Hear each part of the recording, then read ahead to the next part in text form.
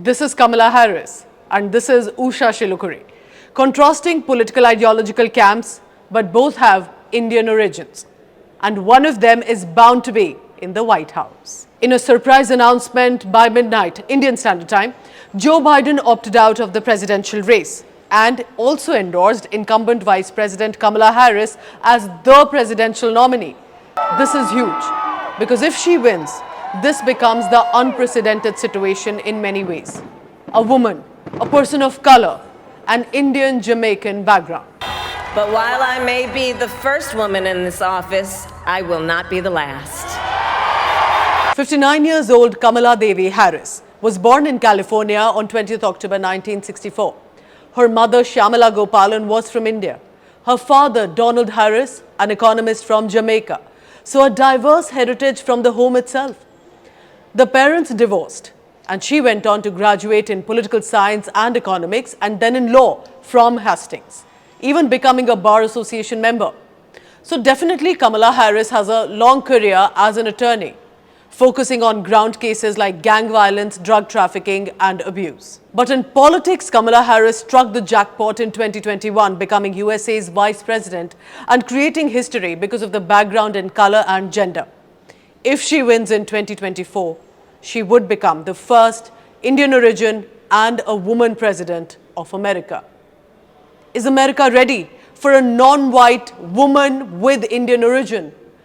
I spoke to one Indian origin congressman, a Democrat, Sri Thanedar, on this. Here's what he said.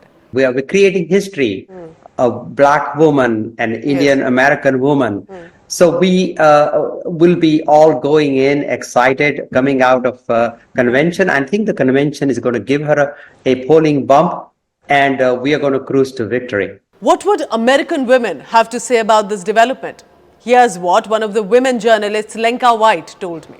I think the United States is definitely ready for women, and people would love to see actually a strong woman to lead the nation. The problem is not that she is a woman or that she is from a minority, Afro-American or Asian. The problem is that she is not really electable person. She doesn't score well on the polls against Trump. So if there is Kamala Harris in the Democrat camp, there is now Usha Chilukuri in the Republican camp. She's the wife of J.D. Vance, Republican vice presidential nominee, or in other words, Donald Trump's running mate now. How is she similar to Harris? Is one, Indian origins of course, but also their walk in the legal corridors.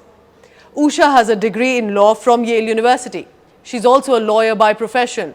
She met J.D. Vance during university days. And observers have pointed out how she has played a big role in political understanding and encouragement to Vance to join in this new political role. My background is very different from JD's. I grew up in San Diego, in a middle-class community.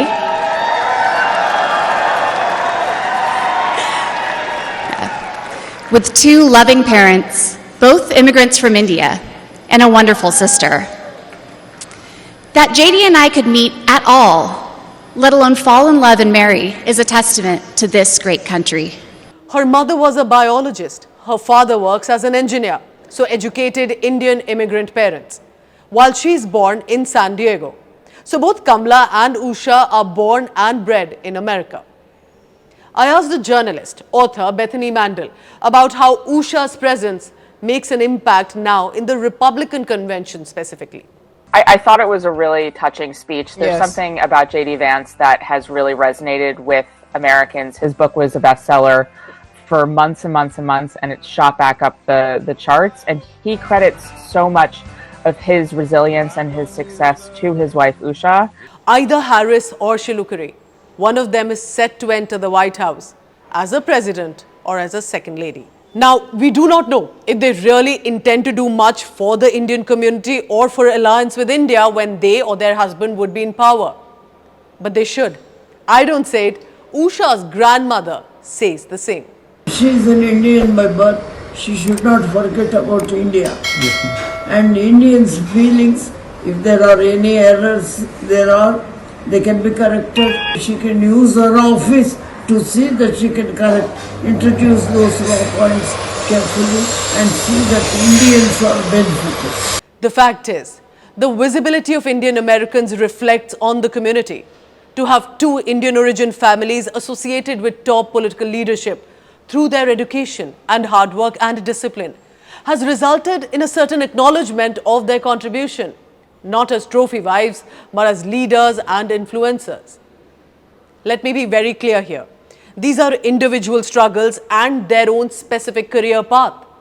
But as more and more congressmen, senators, legislators in the USA are Indian Americans, either Republicans or Democrats, it is a reflection of their integration and contribution to American society. And it's not just Harris or Usha Chilukuri. There are active leaders like Vivek Ramaswamy, Nikki Haley and Tulsi Gabbard, and many more in different positions. Then there are business owners, employees and in other fields. Let's also be very clear. We are from Asia and Indian subcontinent. So there are these sub-identities too, as always. But let's also not generalize simply as South Asians.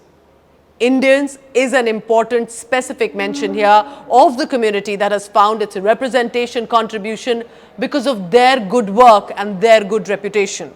Among Asian groups in America, Indians are the wealthiest and most educated individuals on an average.